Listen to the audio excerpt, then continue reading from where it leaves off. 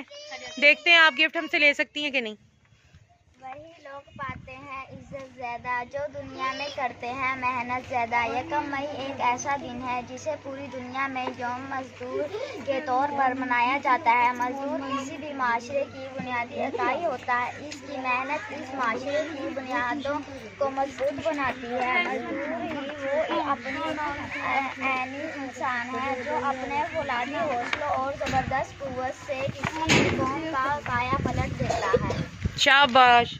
अच्छा जी, क्या नाम बताया था आपने अपना? इरम।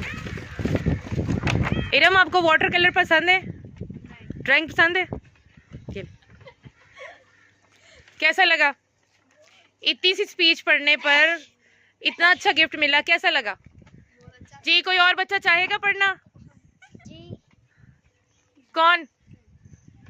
आपका क्या नाम है? हानिया गफूर।